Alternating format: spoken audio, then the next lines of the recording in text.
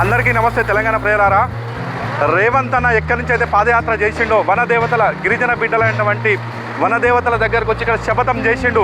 BRS party 10 సంవత్సరాలు ఏ విధంగా అయితే దండుకున్నదో వాళ్ళని ముడ్డి మీద తన్నే విధంగా అధికారం నుంచి కిందికి దింపుతా ప్రజా సర్కార్ వస్తుంది. ప్రజా సర్కార్ రాగానే ఈ వనదేవతలకు తగే విధంగా గౌరవం వస్తుంది అన్నట్టే విధంగానే కొన్ని వందల సంవత్సరాలు వందల శతాబ్దాలుగా నిలిచిపోయే విధంగా ఇక చూడండి.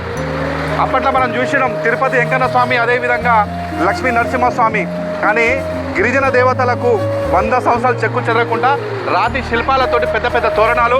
అదేవిధంగా గతంలో కాంగ్రెస్ పార్టీ చేసిన అభివృద్ధి మళ్ళీ కాంగ్రెస్ పార్టీ వచ్చినాకనే ప్రజా సర్కార్ వచ్చినాకనే ఇక్కడున్న భక్తులకు అదే సౌకర్యాలు వచ్చినాయి. గతంలో మనం చూసినాం 8-9 సంవత్సరాల కిలోమీటర్ల వరకు ప్రజలు క్యూలో నిలబడేది. అప్పుడు ఎండలు వానలు వచ్చినా కూడా చలి వచ్చినా కూడా కష్టాలు పడేది.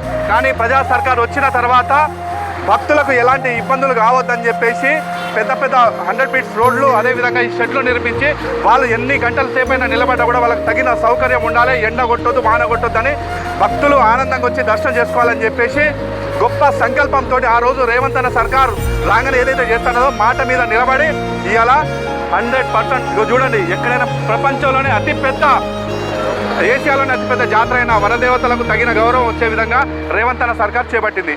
జై సేవలాల్.